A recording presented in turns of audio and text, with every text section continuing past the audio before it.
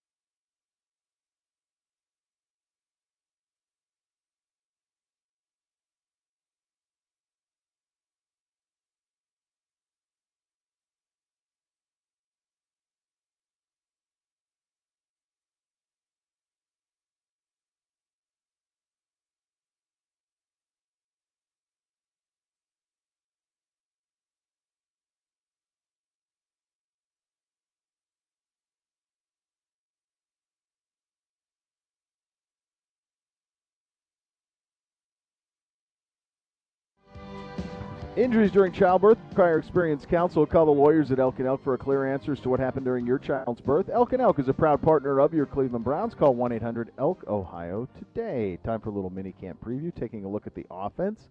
The biggest question we have for this group, I just want to see it. I just want to see him again. We haven't seen him in a long time. I just want to see him on the field, man. Correct. And I think if there is the biggest question is, what's the evolution? What's the evolution, but, if there is sure, any, but that we they're won't working get on? that this week. No, right? no. Like, you're not going to. This is just get back together. See it. See Baker. What does he look like? Looks good. If Anthony Schwartz is running, do we get to see like a hint of what these jet sweeps might be looking like, or any of that? Otherwise, like, let's just go. Let's just see the boys out there doing their things, because. Folks, we're running it back. There's just such juice that comes with it. Yeah, we're running it back. And I just think he is such a charismatic, natural leader who is so beloved by teammates that the idea of him just being out there, it just provides a boost. Yeah. Like, you've been on teams with guys, and sometimes you've probably been the guy, sometimes maybe we've all been that guy, where you're the guy on the team that when you're there, all the boats lift. And that's what Baker does. So the defense has been here. Everyone's been bouncing around. There's all these great leaders, alpha males, all of that. Baker comes in, and the offense comes with him, and there's just it just lifts everybody, And I just think that's going to be exciting. I just think it's going to be fun. I think there's going to be a lot of smiles. I think it's pretty sweet. It's very sweet. I can't wait to see the pure joy of it. The pure joy of it. Yeah. Absolutely. Gibby wants us to rank the following positions from strongest to one with the most questions on our offense. There really isn't. There's no questions. I suppose the one that I would say as the most questions, just because I'm curious how it's deployed, is receiver, just with Odell's health. Well, right. And I think that's Donovan natural. Peoples-Jones' evolution, and Anthony Schwartz. What does that look like? Like, that's the only one. Everything else, I feel like, not only do I know who they are, I know the depth chart, I know the pecking order, I know how they're going to be used. Receivers kind of the only thing where I'm interested to see what it looks like. I would say, so if we were to do this, because I want to, go, I like to play it right by the Gibbe book. So if he says rank by the rules, that's by the what I'm Gibbe going to do, sure. with no addendums, follower. No changes to anything, just right as it is written, so it shall be. I think strongest running back. I think it's the strongest position group of any in the entire NFL. Then I would go offensive line. Then I would go quarterback, then tight end, then wide receiver, in that order. But questions are, if you said, what are the questions in each of them? Start with running back. Does Demetric Felton actually play running back for the Browns? Yeah, great. To me, that's why that goes into the receiver question. Or is that where he he's a going to receiver? spend his time? Sure. Yeah. Is he a threat to Dearness Johnson's roster spot? Or is Dearness Johnson, in the eyes of the coaches and minds of the coaches, locked in because he can clearly carry the load when need be, and he's a great special teams player. So that's it. That's the end of the questions there. As we go along, will we see more in the screen game? Will we see more screen action from the Cleveland Browns this year for the running backs? Then you go offensive line. You know who your starters are.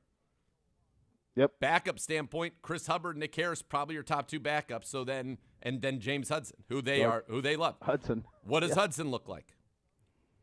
Yeah.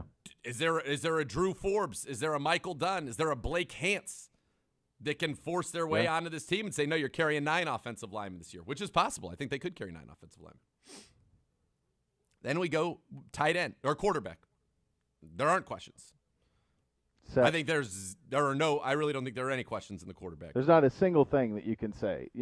All you hope is that, and there's no reason to believe it to be anything other than true, is that you just get a continuation. Yeah. That you just continue from where you were.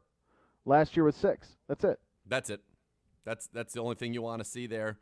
And then tight ends, does Chief play a more prominent role this year, taking advantage of his athletic ability? Now that he's a wild card. He is. His potential and his skill set And you think about where we were a year ago with Chief and where everything seems like it's a pretty good spot now. And you think about it's interesting because you go back to camp last year, we would have thought that Hoop would have caught 7 balls a game, 6 or 7 balls a game on 8 or 10 targets. That did not happen. This was actually an underutilized position on the team a year ago. Will it be amped up this year? That's a real curious one. Well, remember, there's only one football. Yeah. That's the hard part and the best part of this offense. There's only one football, and Odell's going to want some, and Jarvis is going to want some, and Nick Chubb is going to want some, and Kareem Hunt's going to want some, and Hoop and Chief and Harrison Bryant and Donovan Peoples-Jones. Oh, Hollywood Higgins, duh. Anthony Schwartz is going to have some things schemed up for him every single game. Yeah. There are a lot of – it's just I think you're looking at a team that hopefully the whole will be greater than the sum of its parts because the ball's going to go where it needs to go, and that's when Baker got so good. The ball just went – you could take this away, but you can't take this and this away. Or you could take A, B, and C away, but you can't take A, B, C, and D. And I'm going to find it, and I'm going to deliver the football. And that's what he did last year. Yeah. But that's what he did at Oklahoma. Yeah. Is just see it, rip it. And that's where – and I think it'll be a situation like a year ago where – there will be some games that'll be, all right, this is a wide receiver game. This is a tight end game. This is a matchup. This is a running back screen game. Like, I think you're always going to run it well, but then what you do off of it will be predicated on who you play. And I think that's just one of the really tricky things about having to play this offense is you don't know. Pick your poison. Where do you want it to come from?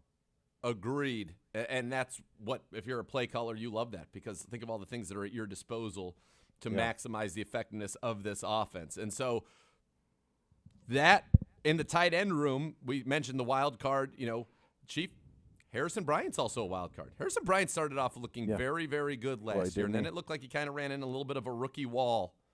And, ball security. Yeah. It was his fumble. Ball security. You got to take care of the football after you catch it. But Austin Hooper is a stud.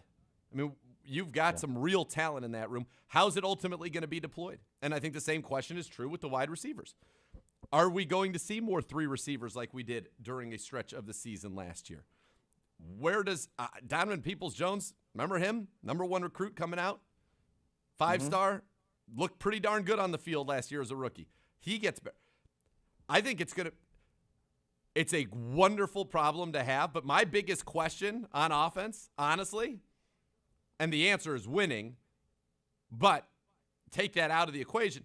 How do you divvy up the playing time at all of these skill positions and the football distribution to maximize, A, your winning probability, and B, keeping people happy? It's going to be a challenge. And just think of it this way, folks, and I know you've done this and I did this. Play a season with this offense on Madden. And what I always used to try to do when I finally did this, first time in like 15 years, I played a season. I talked about it a couple weeks ago.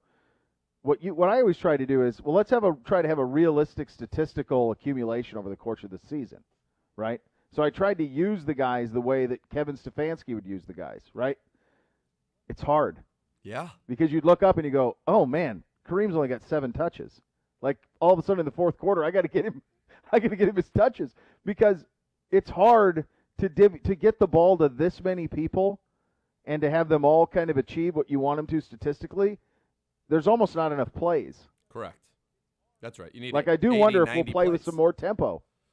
I wonder if tempo could be something that we add to this offense because of the amount of versatility that we had. If we add a little tempo to it. And your ability to be fresh. Your ability to be fresh when your opponent isn't. You can move receivers in and out. You can move tight ends in and out. You can have Nick Chubb come out and send in Kareem Hunt. Yeah. I think that will be something that we'll do more of. Why wouldn't we want to? We're a great offense. I would think. We're a great offense. And you have a defense. You have a defense that you're not worried about it. Last year I think Stefanski had to protect the defense a little bit when he could because of how bad we were just beaten up on the back end. He won't have to do that this year. He's going to have full confidence in Joe Woods being able to do what he wants. So I think he can take more gambles. I think they can add more tempo. I'm interested to see if they do that this year. And this is a defense you just want to get a lead for and let the great back end and the great front end get after the quarterback. We're talking about Kelsey. Think about this, folks. Now, here are new names that we have that we can try to use as potential Kelsey stoppers. John Johnson III, Grant Delpit, Jeremiah Owusu-Koramoah, who Kelsey said was the steal of the draft. That was one of the other sound bites he gave at Jarvis's softball game. We now have guys that weren't here that can try to deal with him. We've got guys who can run with the Tyreek Hills. Denzel can run with Tyreek Hill, and now you got Newsome and Hill and Greedy to deal with the other people. Yeah. And we have a D-line that's going to have 3 number 1 picks who are pass rushers getting after the quarterback. Yep. Yeah. It's just going to philosophically, last year, because of the situation we were in with injuries, the situation we were in offensively, trying to learn a system on the fly, all of that's out the window. And I think that what you will get this year, as good as the offense was last year, you will get the Kevin Stefanski Cleveland Browns offense the way that he wants to run it, because there will be nothing holding him back. He will not have to make any concessions to trying to protect a defense that he doesn't want to keep out on the field. He'll have to – you have so many mouths to feed, and the best way to do that is tempo and to get the ball out quick. And guess what? Your quarterback loves that. Loves it. Loves it. Loves it. Agreed. He absolutely loves it. So it fits him too. Now, you're not going to see that in the next 2 days. I mean, you're not going to see any of that. No. That's stuff that will come in camp and in the season and all of that. But that, when you think about what can this offense do different, understand the things that we didn't do last year in an effort to protect some of the deficiencies we have in the roster a year ago. We don't have those deficiencies anymore. No. They're not there. So you can play footloose and fancy-free offensively. By the way, you mentioned Madden earlier, and since we are just such a powerhouse of content right now, we only have a brief moment here. But Madden 22 cover comes out 10 a.m. Thursday. Okay. As Gibbe notes. They released a teaser on Twitter.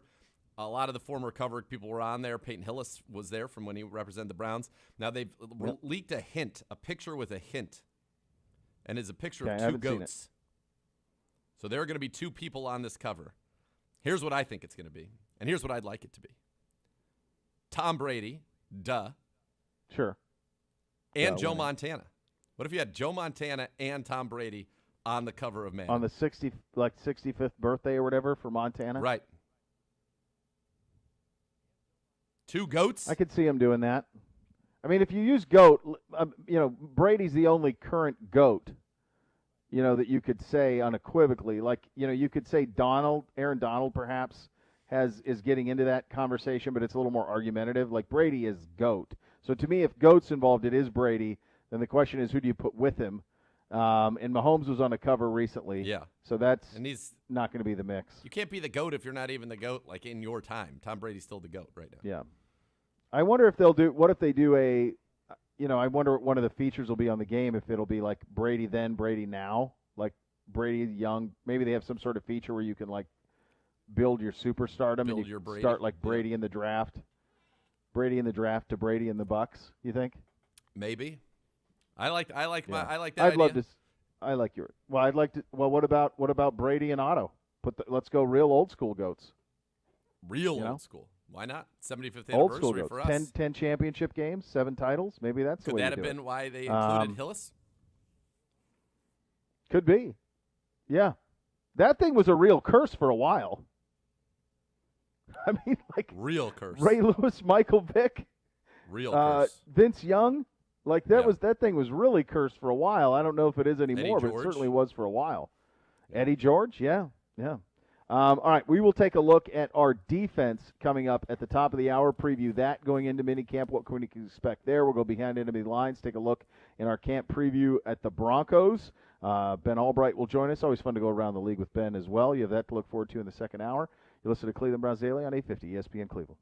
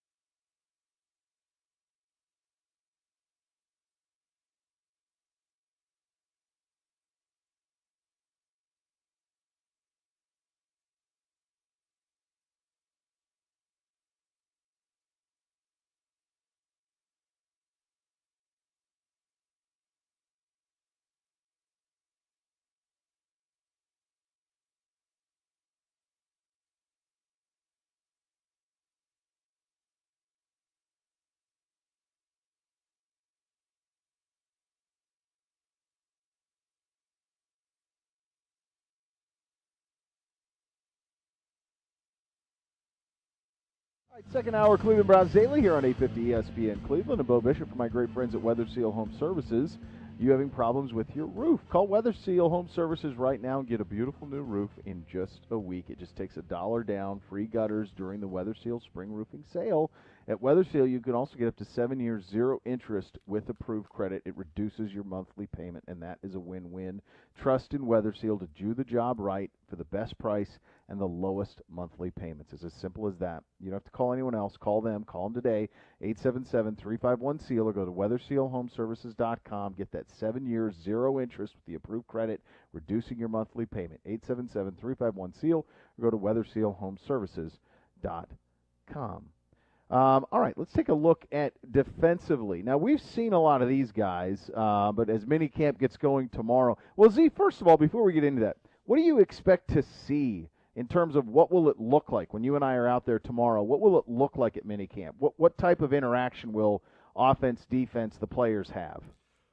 Well, I'm guessing that they discussed this, and as the OTAs went on, you actually did get some 11-on-11 and some 7-on-7 with the ball. Initially, the ball was only going in the air from the pass game standpoint, 7-on-7s. By the end, there were some 11-on-11s with the ball in the air. So I would expect to see that. I think you're going to see some 11-on-11s, with the ball in the air, guys, shorts and helmets, but obviously nothing beyond that. I don't think that's even allowed. But yeah, I think you'll see some actual, going through of the offense and the defense, no contact whatsoever, and just kind of see how it all looks. Yeah, it's going to be very interesting to see. Much of the defense has been here. Are we feeling confident that the entire defense will be here? We'll find out tomorrow, but I do believe that. Yeah. I do believe we are going to have the Hosses here. I think and ready to go. The only one who wasn't was Clowney, right? In terms of defensively, everybody else has made an appearance. Before last week, also McKinley. Yeah. McKinley and Clowney had not been here. I don't believe we'd seen Damon Square. We hadn't seen Malcolm Smith, the veteran linebacker. Okay. So some of the aged But in terms veterans, of the frontline guys, yeah, those two. Yeah.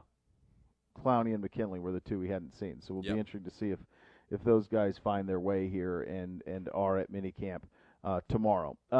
Gibby wants to know, the biggest question you have with this group is what?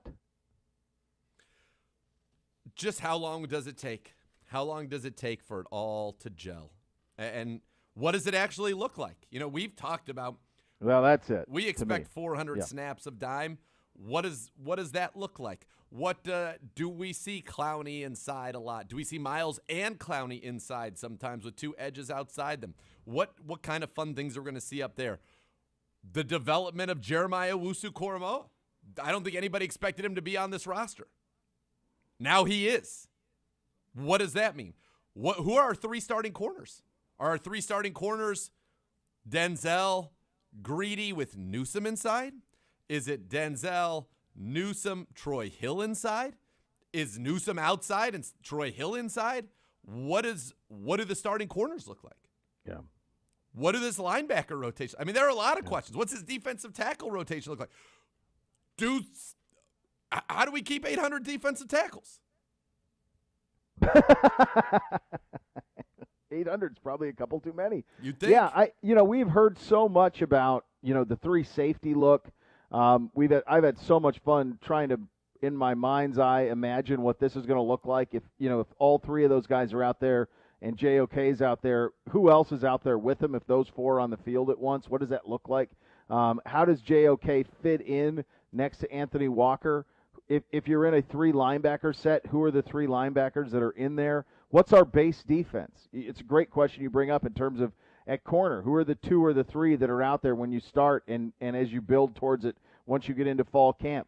At safety, I just want to see Grant Delpit being fluid and running around. That's somebody who was such an attention getter last year in camp. And what does he look like? But we have defensively, we went from a unit that was very restricted in what we could do to a unit that can do about whatever it wants. We're a Swiss Army knife defensively now. We can really play any way that you want to play. We ought to have an answer for everything. And you're going to need some of those young guys. You mentioned those 800 guys at defensive tackle. You're going to need some of them to really establish and be great. You're going to need Tack McKinley to be great. That's going to be a big part of it. But if those things happen, you have a chance to be very dangerous. Our back seven has got to be the most improved back seven in the NFL. Yes. You can't convince me that there's one that's taken on more talent than this one has in one offseason. Any position group in the league, our secondary, from what it was last year to end the year to what it is this year to start the year, is that transformation is unbelievable. It's hard to wrap your head around. Our starting safeties at the beginning of the year were Andrew Sendejo and Carl Joseph. And now Joseph, I thought as the season went on, played pretty well, but for a time he lost his starting job. Sendejo's out there all the time, and our fans, I'm sure, they had their opinions of some of the things that he did, but the coaches at least trusted him to be out there. You had Tavier Thomas making starts and playing a ton for you in the nickel. Special teams ace, yes. Great tackler, good blitzer too. Cover guy, not necessarily his biggest strength. Kevin Johnson battled injuries all year long. He's now retired. Did you see that the other day? He retired. Saw that. Yeah, it made me sad. Me too. That was Great a scary guy. moment too. Great guy. I really liked him. In training camp, right? Yep. Yeah, very scary. He'll get to play a lot of golf now. And he's done well for himself. I'm happy. Yeah. I'm glad we got to know him. I enjoyed him. Money Mitch was the rock. He's gone. Now you've got, just people who did not play a snap for you last year that will be featured in your secondary this year. Greg Newsome, Greedy Williams, Troy Hill, Grant Delpit, John Johnson III, who's the headliner. Yeah. That's crazy. Oh, yeah, add Ronnie Harrison, That's add crazy. Denzel Ward to That's that. So much talent. It's so much talent. Yeah. Yeah. Yeah. And then you add Jeremiah Owusu-Koramoah at linebacker, Anthony Walker at linebacker. It's incredible. It's an incredible difference year to year in what we've done there. And so just what it looks like is fascinating, and what we can do with it, what Joe Woods can do when he gets his hands on this group, I think is going to be a lot of fun. Yeah. When we rank the following position groups from strongest to the one with the most questions, so you go D tackles, D ends, linebackers, corners, safety. I'll go safety is the strongest right now. Yeah. Defensive end, probably Look at that. second. Just stop there for a second. Safety's the strongest. And you just outlined how we started last year, everything that we dealt with, and now it's the strongest on the team, and I agree with you defensively. I'd probably say defensive end. Then I'd go corner. Because I like your top four at corner. I like a lot. Really good. And MJ Stewart is a pretty darn good fifth. Or if one of these young guys emerge in that role. Then I'd say defensive tackle, which I think is kind of loaded in its own way, and we're still potentially interested in bringing in Sheldon. It's like, huh? Right. Wild. And then I'd put linebackers fifth, but again, it's vastly improved from a year ago. Just by adding Owusu-Koramoah to the mix. Phillips now in his second year. Taki took huge steps into his third year. Mack made strides at the end of last year. Malcolm Smith was a great veteran. Elijah Lee's a great special teams player. I'll tell you what, internally, they love Tony Fields.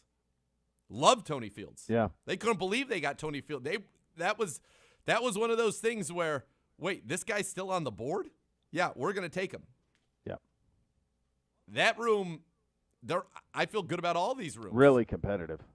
It is going to be I think when so we get hard to to camp, make this team. Yes. Yeah, when we get to camp, defensive tackle and linebacker are just going to be incredible to watch who makes the team.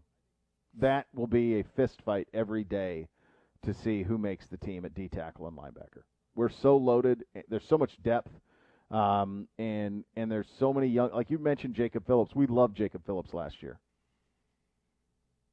Now you get a full off season. They love him. Yeah. There's a lot there, and those I think there's going to be really good players at those two position groups who aren't going to make this team. Really good players. Taking Delpit out of it, I know that internally, the two guys they think are poised to make the biggest leaps from last year's rookie class, obviously taking Jet out of it, are Jordan Elliott and Jacob Phillips. Yeah. And those are the two positions we're talking about. Yeah, that are loaded. Yeah, they really are. Give me two players you're most excited to see and why. Grant Delpit, because I love him. Mm-hmm. And I don't know that I can limit it to 2. I just want to see Grant, and then I want to see Jadeveon Clowney, Takk McKinley, Jeremiah Owusu-Koramoah. I think Grant's the correct answer. Like he could be Grant and Delpit would be the most just because of what he could be. I can't wait to see 43 out there because I just think he's so special, and it's just going to be such a blanket to have that guy out there running around. And I haven't seen, other than Delpit though, and because I know what John Johnson is, I'm really excited to get my eyes on Jeremiah Owusu-Koramoah because I didn't see him at rookie, so I haven't seen his bounce. Like you could just tell last year at camp when we saw Delpit and they put on the pads and you just went, okay, that's a dude. Like I don't need to see anything else. I'm good. I'll see in the season. Put him on a shelf. Like that's how I want to see if JOK has that type of feeling to me the way I felt about Delpit a year ago. Boy. When you watch him already, his speed to the ball looks ridiculous. And remember I told you what an impressive guy he was as well? Well, yeah. Our good pal Megan Rock, who in this draft process talked to basically everybody, star building the Browns. She was the one on the calls with all of them, set up everything with basically anybody that we were interested in talking to at any point during this draft. She's the one who was dealing with them. Favorite guy ever. JOK. Just loved him. There you go. Loved him. Yep. Wow. Then I will. Duh. If M. Rock says it, I mean, what do you want? Then it is so. Then it is so. That's right. Last one. Gibby wants to know the one position group you want to see this week and why. I think I'll go linebacker because you can see them run in space a little bit. D-tackle something where I need more full contact to see it. But I'll be interested to see how the linebackers kind of run in space. I'm interested to see Fields. See like what he looks like in space. Hopefully he's able to get out there. I want to see the defensive ends. I mean, the idea of Miles, Garrett, Jadeveon Clowney, and Takk McKinley doing stuff together, and then our boy Curtis Weaver, 5-star Porter Gustin. Let's go. That's right. I think we're going to get to talk to Paul Bunyan himself this week, by the way. Oh, boy. That would be very exciting. Not even on the BPA, but on this show. That'll be exciting. So, well, he's on this show because there might be could be on Browns. I don't think you want me to tell you. Browns Live double dip. I don't think you want me to tell you on air what. Oh yeah, you don't want my reaction. No. The last time this happened, do it in the next didn't break. End well. Yeah. Yeah, we just had to stop the show last time you pulled one of these on me. Well, and then he edited out. Remember when I called him on it with Delpit? Yeah. He edited that out of the interview. Delpit's apology. So duplicitous. Yeah. Yeah. Yeah. That was nefarious. That was not good. All right, coming up next, we continue our camp tour, our OTA camp tour in Denver with the Broncos. This is the team that's, it's waiting on a quarterback, and everything else is in place. To them, you'll hear from Benjamin Albright on that at the bottom of the hour. You listen to Cleveland Browns Daily on 850 ESPN Cleveland.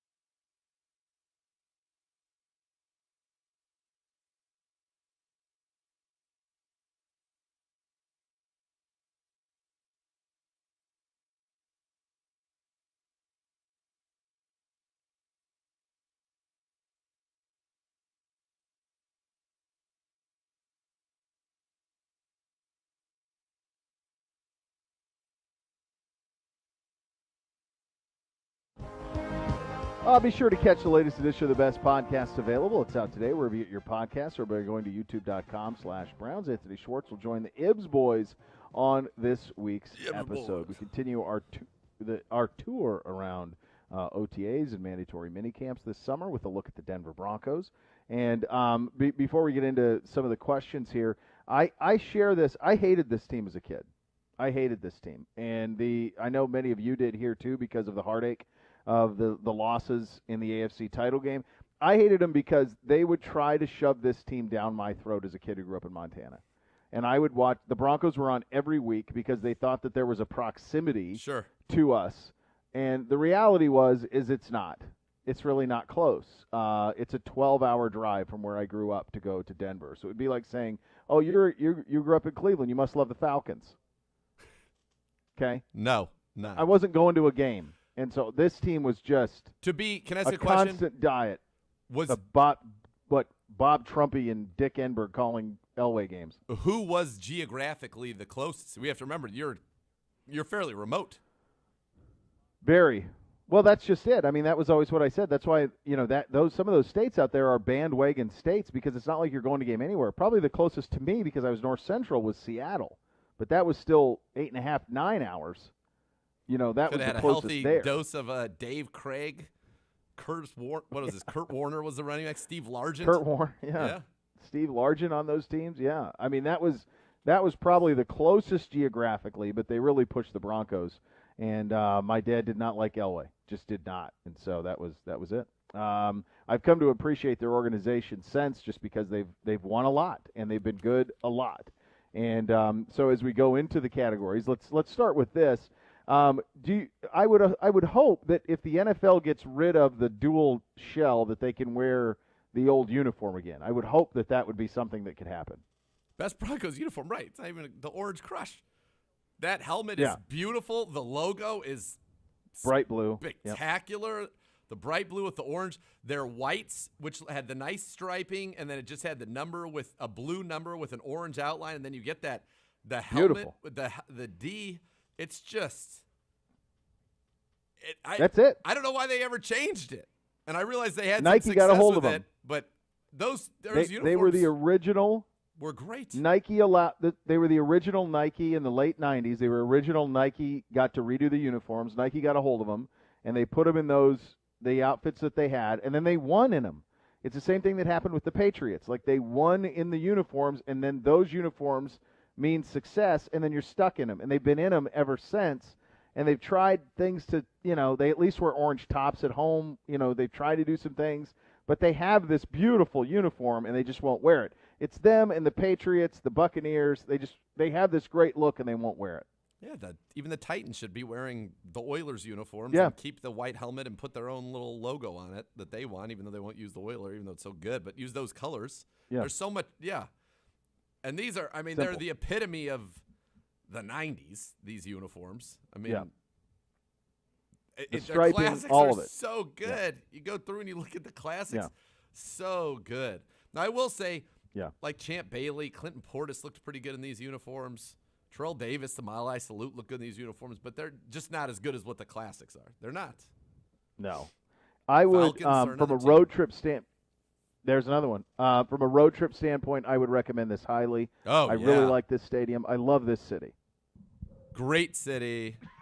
I love Denver. We've had a great time there when we have been there.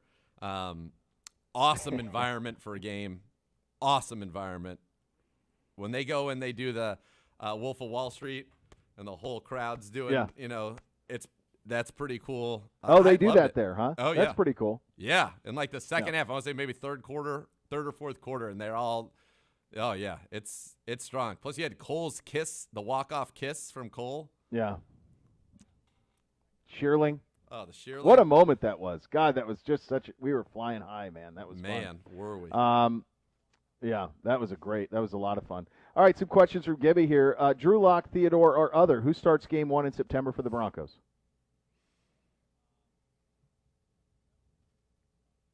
Lock.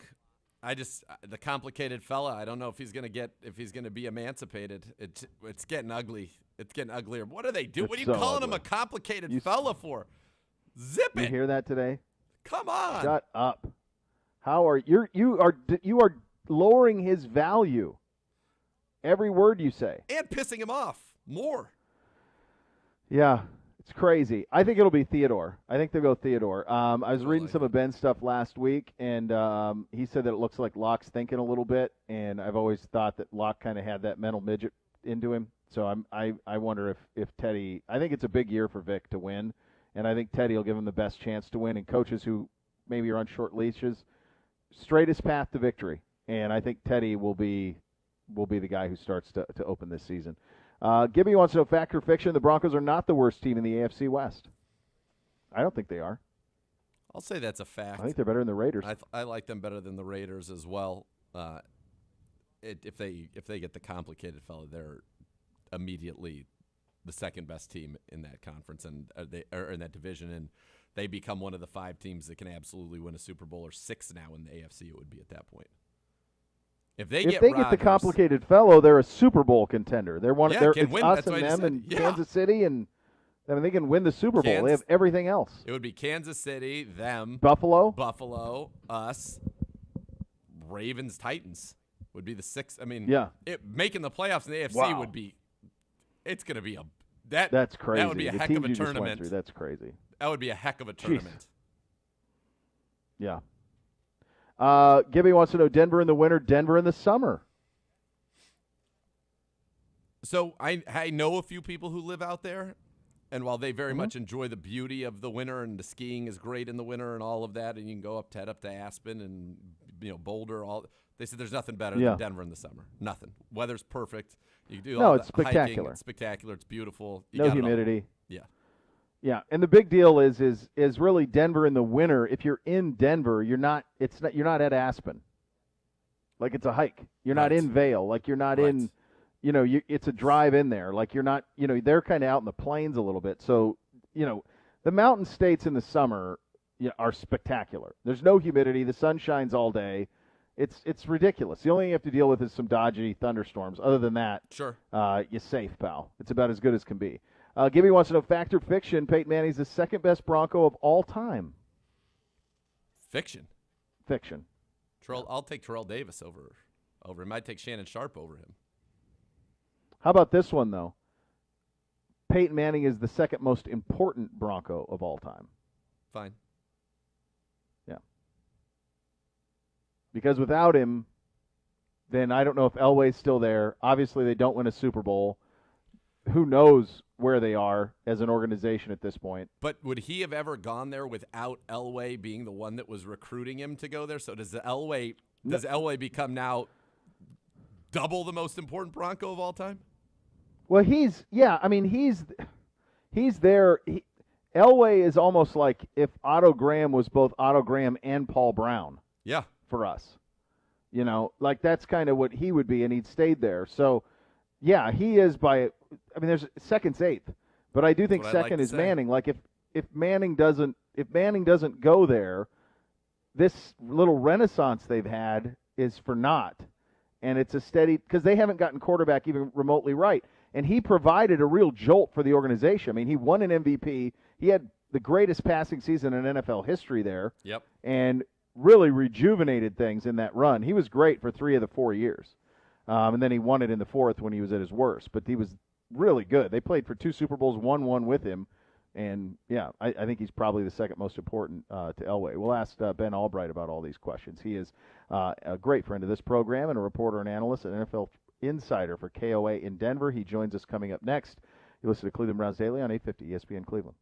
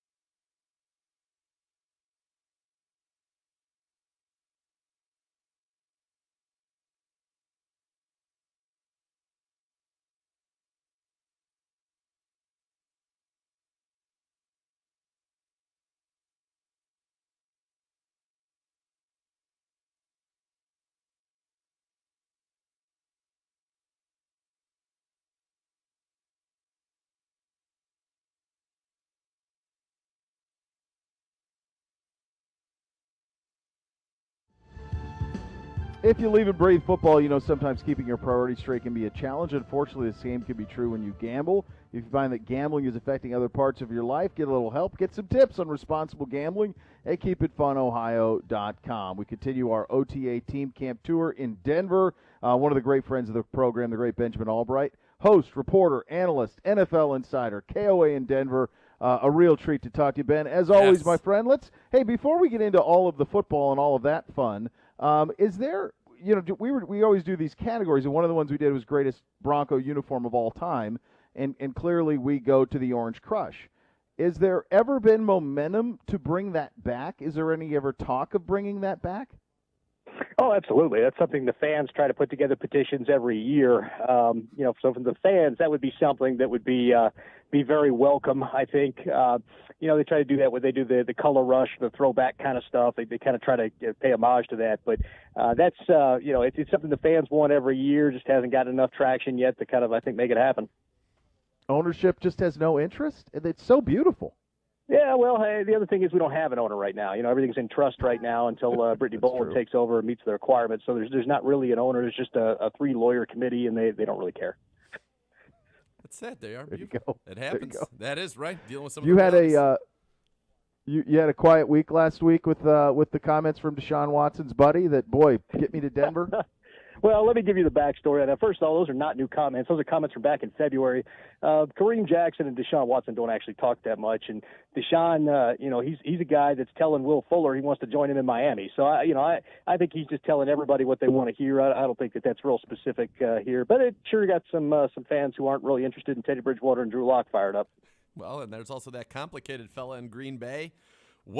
Who's going to play quarterback for this team? What do you think is going to happen? Who's starting week one and the majority of the season?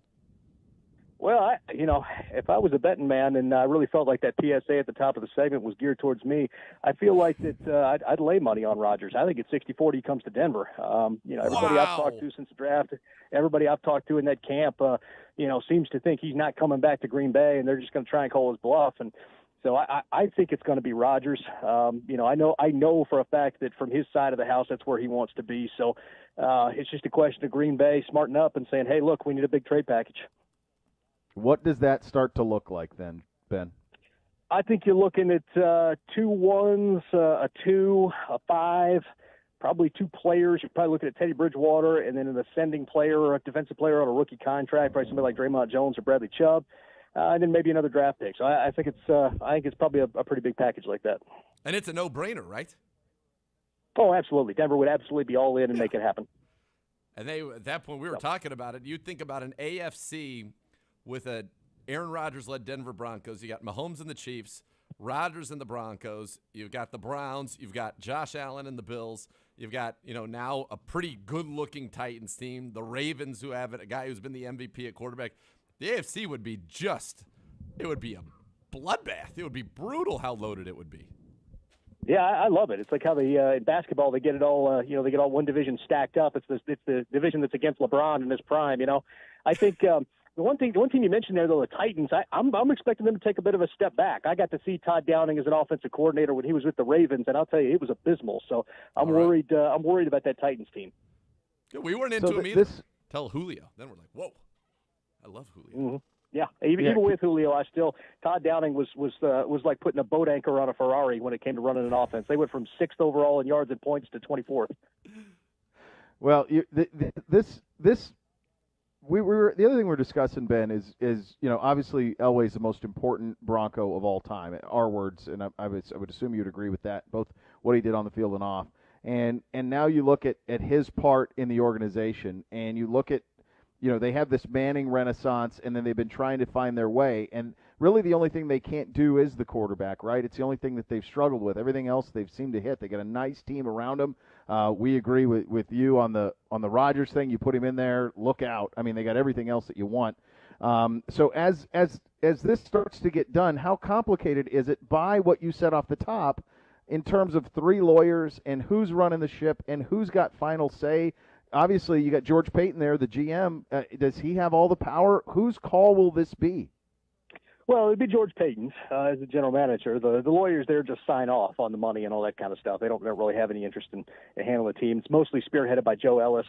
He's been sitting in and all that kind of stuff. But they're trying to transition Brittany Boland into that job. It's just going to be a little bit further until she meets all the requirements set out in the trust, probably another 2 years. So, and then there's lawsuits. You know how it is, kids fighting over money. So between the heirs and all that kind of stuff. But they're trying to get to that point. But no, George Payton runs the show. John Elway is still in the building for kind of an institutional knowledge thing, but it is George Payton's show, and he does run it.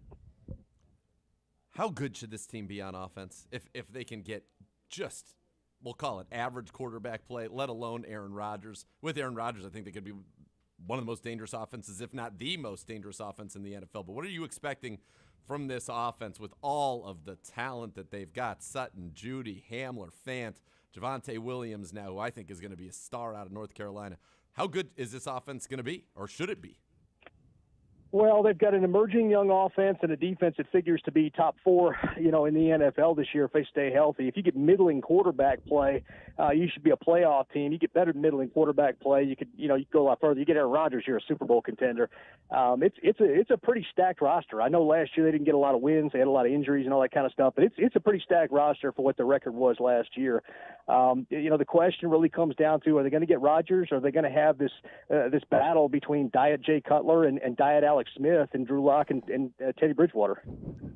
That's a good way of putting it. Diet Jay. That's pretty good. Let me ask you this. Would they, if the Rodgers thing doesn't come to pass, and the 60-40 is the highest I've seen, but you're dialed in, if that doesn't come to pass, would the events surrounding Deshaun Watson preclude them from being interested in him? Yeah, they're not in on Deshaun Watson, and Okay. despite Deshaun's comments to Kareem Jackson, I don't think he's in on them either. I Okay. really think Deshaun Watson wants Miami. I really, really do. And I'll tell you the coaching staff and front office is not sold on Tua. That was an ownership pick. This is going to be a prove-it year for Tua. From what I understand on the Watson thing, depositions are scheduled to take place in September, so that's not even going to get resolved in this league calendar year. So I don't think that's going to be a thing for anybody. But the Broncos are no longer in on Deshaun Watson. So do you think, just as we follow up on that then, since you've done some due diligence on that, is your feeling that he will or will not play at all this year? I don't believe that he will play this year. And I put that at 95%. I really don't believe he's going to play this year unless something miraculous happens and all of a sudden he starts settling everything, gets non-disclosure agreements out of him, and everything seems to be adjudicated in his favor more or less. Then you might see him actually get to play this year. But as it sits, I am 95% sure he's not playing this year. Wow, and that's certainly more big news there. And Ben, you mentioned, let's go back to Tua, because that's something Beau and I have talked about quite a bit, is that you look at that roster, you look at who they've added on offense, they look pretty darn good again. Their defense played at a high level, although I don't think they'll be able to force turnovers at the rate they did a year ago. That's tough to do year over year. But he seems like such a question mark. Lifted for Fitzpatrick in the middle of a game that they had to win. That doesn't inspire confidence. The comments about his playbook. What's your sense of how they view him and how really the league views him at this point? Well, that game he was lifted at was here too. I got to watch that firsthand. As he was benched, he was afraid to throw the deep ball. He just could not see it out there. Vic Fangio disguising those defenses, and he just wasn't seeing it. There were no fans in the stands, so his media got to just be down there, kind of field level watching this thing. And it was funny just watching a rookie be a rookie. I mean, he was way behind the curve. He'll make the safe throws, but he just doesn't see it, and he's used to having a talent advantage. He's used to having that talent advantage he had at Alabama. So I've talked to people on that staff. I got a buddy down there who's coaching with them with Miami now, and I got a chance to talk to them, and they're just not sold. They're going to give him a prove-it year, barring the Watson thing, getting settled. But they're going to give him a prove-it year and go from there. He's either going to take the job, or they'll be looking for a quarterback in the next draft. If it is, let's circle back on Rodgers then, because that was obviously a definitive attention-getter comment. Is there another team who, if you're a Broncos fan, who else could get in on that?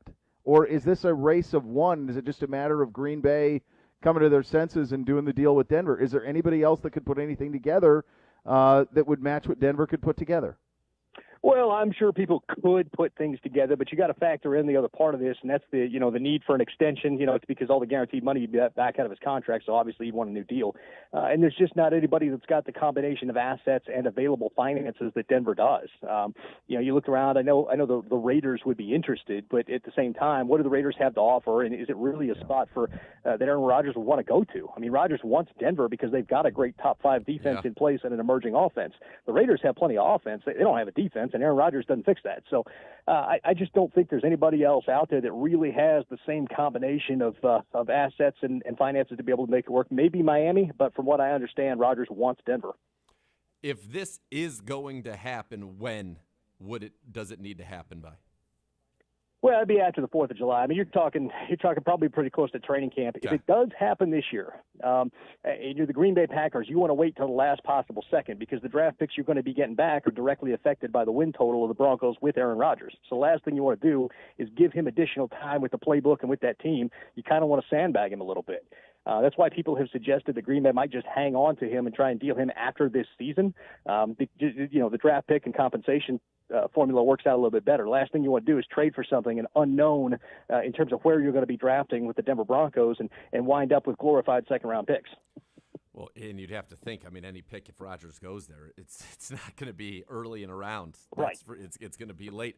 Does Peyton being at Minnesota and being in their division, does that play any role in this whatsoever? Did he have relationships from being, a divisional opponent with Green Bay? Is that a hindrance, or is it potentially something positive, or is it nothing at all? I don't think it's a hindrance. I think there's certain selling points there. I don't think it's much of an advantage. I think it's a neutral when all is said and done. Just the obvious familiarity, with Peyton, with the person and the player. And I don't know that Rodgers has as much familiarity there. Rodgers probably has a better relationship with John Elway, whom they frequently golf together. So okay. That's probably where the advantage is. Boy. That's remarkable stuff. Remarkable stuff, Ben, as always. Appreciate your time, buddy. Thanks for giving us a little bit of it today. Yes. No, absolutely, guys. For you anytime. All right, that's the great Benjamin Albright, host, reporter, analyst, NFL insider on KOA in Denver. 60%.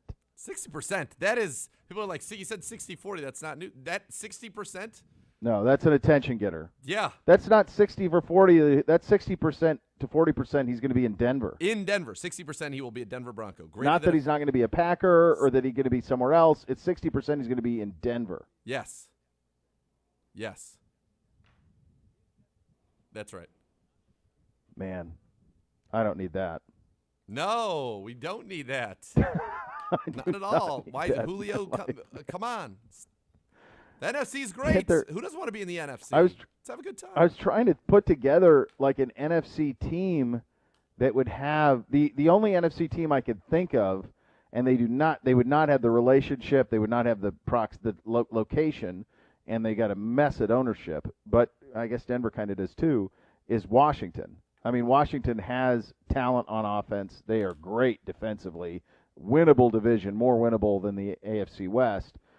He could go in there and run it in Washington. Like that was that when we were. I was trying to, as he was talking, I was trying to think. All right, who else could put together? But I don't think Washington could put. Well, they could. They could put one of those defensive linemen in a package. That's the problem. Then you're weakening what is your strength.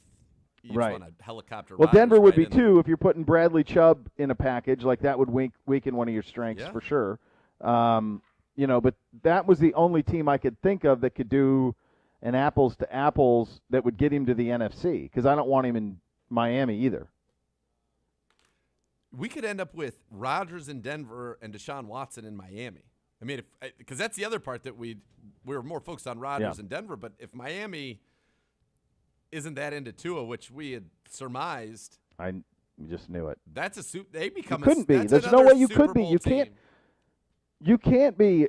And look, like sometimes this stuff isn't that hard, and that's why when we were doing the Miami stuff and we were talking about Miami and our power rankings and stuff, like Flores is trying to win games, and he's pulling him in games because he doesn't trust him.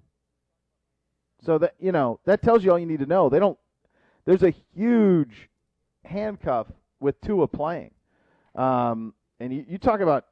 Jeez, man, we don't need that. We got to get somebody in the NFC. I got to come together with. There's got to be some teams in the NFC that can start putting stuff together. Washington is definitely him saying this. Oh, that's the squad for sure. Him saying this about with Rodgers, and there is starting to get momentum, as you mentioned, the comments about from the general manager over the weekend about Murphy. I'm sorry, the boss over there, Murphy. Yep. The stuff at the end of last week about how good Jordan Love looked. You've seen stuff online about how Love's ready. The fans are, our fans are really splintered. I'm thinking, how are the fans splintered on Rodgers? Like, that seems crazy to me. That you'd be like, oh yeah, let's move off of the MVP. That just seems impossible for me to wrap my head around. But there is momentum building towards that. It sure does feel that way. Crazy. It sure does feel that way. I mean, the other team, I'll give you one other NFC team, and they don't need to do it, and they just signed a big deal, so I don't even know if it's even financially possible. But if Jerry said, I'd rather have Aaron Rodgers here, and that way you can send Dak, and you might be able to just do it 1-for-1. You might not have to include anything. Green Bay would want Dak. I mean, why wouldn't they might not want. Well, unless they love Jordan Love. I just don't get. Nobody seems to. I don't have that feeling. I'm far away. No, I agree with you, but this seems to be like a pretty stubborn front office too, that doesn't like admitting when they're wrong. Well, they don't answer to an ownership group. No, it's crazy. Different. I would think that deal will be hard to consummate, too, without them having ownership in Green Bay and without there being centralized ownership. Peyton will have the call, as Ben said, but, geez, that's tricky. Boy, that was a power keg of information right there. Yeah. From Albright. He had a lot of good stuff. Always good having him on. All right, still so much more to come. You're listening to Cleveland Browns Daily on 850 ESPN Cleveland.